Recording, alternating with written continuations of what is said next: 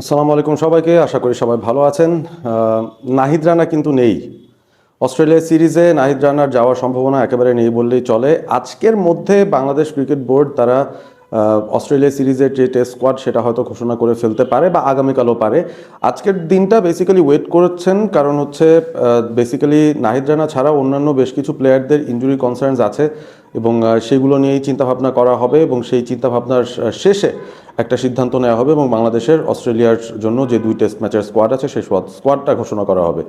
নাহিদ রানা নেই এটা আমরা আগে জানতাম, তিনি ইনজুর্ড ছিলেন সেটা আমরা জানতাম। জিম্বাবুয়ে সিরিজের যে দ্বিতীয় টি20 ছিল সেখানে হঠাৎ করে তার বোলিং স্পেলের মাঝপথেই তিনি সাইড স্ট্রেনে আক্রান্ত হয়েছিলেন, তারপর কিন্তু তাকে আর দেখা যায়নি এবং দেশে ফিরে আসার পর স্ক্যান করা হয়েছে এবং গ্রেড 2 একটা স্ট্রেন সেরকম কিছু একটা বোধহয় পাওয়া গেছে এবং সেটার মানে হচ্ছে নাহিদ রানাকে অন্তত 1 মাস বিশ্রামে থাকতে হবে before even he can start bowling properly. So এই সিচুয়েশনটায় আমার মনে হচ্ছে যে নাহিদ রানার আশাটা আসলে ছেড়ে দেয় ভালো, যে তিনি আসলে পার্টিসিপেট করতে পারবেন না অস্ট্রেলিয়ার এই টেস্ট সিরিজটায়। বাংলাদেশ 23 বছর পর যাচ্ছিল অস্ট্রেলিয়াতে এবং আমরা ভাবছিলাম যে আসলে আমাদের সেরা বোলিং লাইন আপটা নিয়ে যদি যেতে পারি, যেখানে নাহিদ রানা টিমের খুব ইম্পর্টেন্ট একজন পার্ট হবেন, আলটিমেটলি সেই কাজটা কিন্তু হচ্ছে না।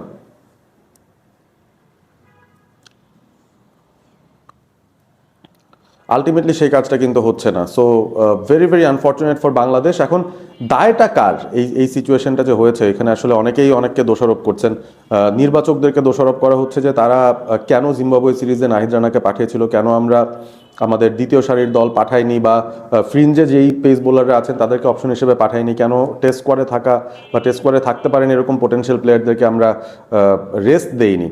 এটার ব্যাপারে একটা খুব সুন্দর এক্সপ্লেনেশন গতকাল বাংলাদেশের প্রধান নির্বাচক হাবিবুল বাশার সুমন দিয়েছেন। আমরা সেই ব্যাপারটা দেখছিলাম এবং সেখানে হাবিবুল বাশার সুমন যে বিষয়টা বেসিক্যালি ক্ল্যারিফাই করেছেন সেটা হচ্ছে যে তিনি বলতে চেয়েছেন যে ইনজুরি যখন হয়, ওভারওয়ার্কড হয়ে গেলে ইনজুরিটা এক ধরনের হয়, বাট ইন জেনারেল ধরেন আপনি ওয়ার্কলোড ম্যানেজমেন্টের পুরো ব্যাপারটা খুব সুন্দর মতো টেক কেয়ার করার পরেও আপনি ডেটা ড্রিভেন সব ইনফরমেশন নিয়ে সেই অনুযায়ী প্লেয়ারদেরকে রেস্ট এবং গেম টাইম দেওয়ার পরেও কিন্তু ইনজুরি হতে পারে। এবং নাহিদ রানার কেসে যেটা হয়েছে it's a very unfortunate thing, যেটা আসলে ওই মেডিকেল স্টাফের কিংবা যারা ওয়ার্কলোড ম্যানেজমেন্টের ডেটাটা অ্যানালাইজ করে তারপর সিদ্ধান্ত দেন যে কোন বোলারকে কখন রেস্ট দিতে হবে বা কখন খেলাতে হবে, সেই জায়গা থেকে কিন্তু একটা আনফর্চুনেট ইনসিডেন্ট হয়েছে। এটা একটা আনফোরসিন ব্যাপার ছিল, কেউ এটা আসলে অনুমান করতে পারেননি।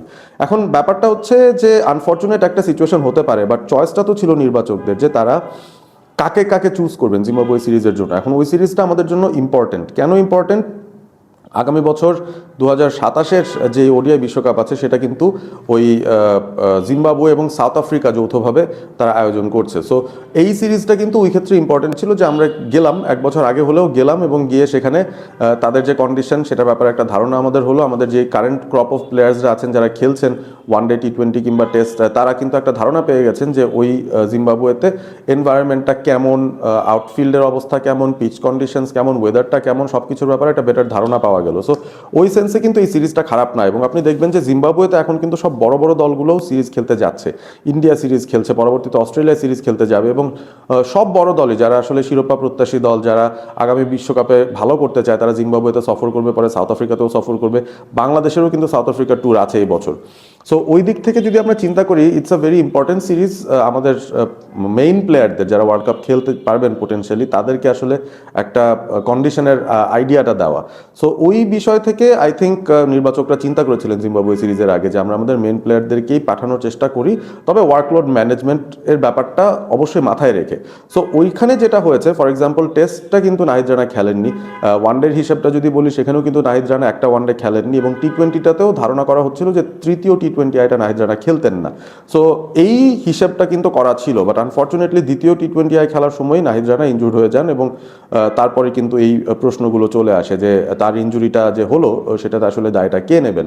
এখন এখানে আরও কিছু বিষয়াদি আছে। হাবিবুল বাশার সুমন তার গতকালের যে ইন্টারভিউ ছিল, তিনি সেখানে এই ব্যাপারটাও মেনশন করেছেন যে একজন প্লেয়ারকে আপনি খুব বেশিক্ষণ জমিয়ে রাখলেও সমস্যা, বা তাকে খুব বেশি দিন খেলার মধ্যে জোর করে ইচ্ছা করে খেলতে না দেওয়াটাও কিন্তু একটা প্রবলেম। আপনার বডির যে রাস্টিনেসটা সেটা কিন্তু বিল্ড আপ করে যাবে, সেখান থেকে আবার পরিপূর্ণ প্লেয়িং ফিটনেসে চলে আসাটাও কিন্তু একটা ডিফিকাল্ট কাজ হবে। সো অন অ্যান্ড অফ ওয়ার্কলোডটা ম্যানেজ করে খেলার মধ্যে থাকাটাই কিন্তু প্লেয়ারদের জন্য সবচেয়ে best possible way to stay fit and ready for any particular game. So ওই জায়গা থেকে হাবিবুল বাশার সুমন বলেছেন যে আমাদের একটা প্ল্যানই ছিল, আমাদের ওই ছক অনুযায়ী আমরা আসলে প্লেয়ারদেরকে রেস্ট দিচ্ছিলাম, এবং সেইখানে আনফর্চুনেটলি যে ব্যাপারটা ঘটলো নাহিদ রানার সাথে, সেটাকে তিনি একটা অ্যাক্সিডেন্ট হিসেবেই বলছেন, যে এটা আসলে কিছু করার নেই, এটা আমাদের নিয়ন্ত্রণের বাইরের একটা সিচুয়েশন থেকে এই ইঞ্জুরিটা হয়েছে, it's a bad luck, it's an accident. So ওই জায়গাতে এখন আপনারা বলেন নিজেরাই যে ব্লেমটা আসলে কি নির্বাচকদের দেওয়া যায় কি না, কারণ তাদের মাইন্ডসেটে দুটো জিনিস ছিল, একটা হচ্ছে প্লেয়ারটাকে বেশি কোল্ড বানানো যাবে না, কারণ এই জিম্বাবুয়ে সিরিজে যদি না যেতেন তিনি, তাহলে কিন্তু দেশেও কোনো ডোমেস্টিক টুর্নামেন্ট নেই যে সেখানে তিনি খেলতেন। সো লম্বা একটা সময় না খেলার মধ্যে থেকে হঠাৎ করে তাকে ওই টেস্টটা খেলতে যাওয়া লাগতো, যেখানে তাকে ফুল থ্রটল প্রয়োজন হতো। সো ওইখান থেকেও তো আমার মনে হয় যে ইট ওয়াজ লজিক্যাল যে তাকে নিয়ে যাওয়া এবং কিছু ম্যাচ খেলানো, যেটা বিসিবি করার চেষ্টা করেছে তার সঙ্গে। আনফর্চুনেটলি তিনি ইনজুর্ড হয়ে গেছেন, এবং নাহিদ রানের এরই মধ্যে দেখলাম যে তিনি আসলে বিয়ের কাজটাও সেরে ফেলেছেন, তিনি ম্যারিড ক্লাবে জয়েন করেছেন। So welcome to the club Nahid Rana, আশা করি আপনার বিবাহিত জীবন খুব ভালো যাবে। বাট দিন শেষে বাংলাদেশের জন্য কিন্তু একটা ক্ষতি হয়ে গেল এই জায়গাটাতে নাহিদ রানের ইঞ্জুরিটার কারণে, এবং এখন আমরা অন্যরকম একটা সমস্যায় পড়ে গেছি যে আসলে আমাদের একাদশটা কিভাবে আমরা সাজাবো, বা নাহিদ রানার জায়গায় যদি এখন হাসান মাহমুদ থাকেন, শরীফুল, হাসান মাহমুদ আর তাসকিন একটা টেস্ট খেললেন, পরবর্তী টেস্টে কি হবে? খালেদ আহমেদকে ইনক্লুড করা হবে, ইবাদতকে মোটামুটি রিকোয়েস্ট করে নিয়ে আসা হবে, নাকি নতুন কোনো বোলারকে ট্রাই করানো হবে? সেই বিষয়গুলো কিন্তু এখন একটা চিন্তার মধ্যে পড়ে যাচ্ছে সবাই, এবং নাহিদের আসলে যে এক্স ফ্যাক্টরটা ছিল সেটা তো আসলে কেউ পূরণ করে দিতে পারবেন না, সেটাও একটা বিরাট বড় সমস্যা। সো দায়িত্বটা এখন পেস বোলারদের, যারা এক্সিস্টিং আছেন, যারা ফিট আছেন, তাদের সবার মধ্যে ভাগ বাটোয়ারা করে নিতে হবে। আমরা অপেক্ষায় রয়েছি যে দিন শেষে বাংলাদেশ কি স্কোয়াড ঘোষণা করে, সেটা আজকে বা আগামীকাল নির্বাচকরা সেই স্কোয়াড ঘোষণা করবেন, এবং তখন আমরা আসলে বুঝতে পারবো যে বাংলাদেশের এই স্কোয়াডে কারা আছেন কারা নেই, নাহিদ রানা না থাকলে তার জায়গায় কে আছেন, এবং আলটিমেটলি সেখান থেকেও একটা ধারণা পাওয়া যাবে যে আমরা একাদশে আসলে কোন ধরনের একটা ব্যালেন্স দেখতে পারি। একাদশে পেসার কয়জন থাকবেন, স্পিনার কয়জন থাকবেন, ব্যাটার কয়জন থাকবেন, টপ অর্ডারে কাকে চুজ করা হচ্ছে, এই বিষয়গুলো কিন্তু চলেই আসবে আলটিমেটলি, একটুখানি শুধু অপেক্ষার ব্যাপার। আপনারা আপনাদের মতামত জানিয়ে দিন, আসলে নাহিদ রানাকে খেলানোটা কি ভুল হয়েছে কিনা, নাকি আসলে এটা একটা আনফর্চুনেট ইনসিডেন্ট হলো, এবং নাহিদ রানাকে মিস করাতে বাংলাদেশ আসলে কতটুকু সাফার করবে অস্ট্রেলিয়ার সাথে টেস্টে, সেটাও আপনারা কমেন্ট করে জানিয়ে দেবেন। থাকবেন অল স্পোর্ট এবিপির সঙ্গে, সাবস্ক্রাইব করবেন চ্যানেলটি, ভালো থাকবেন সবাই।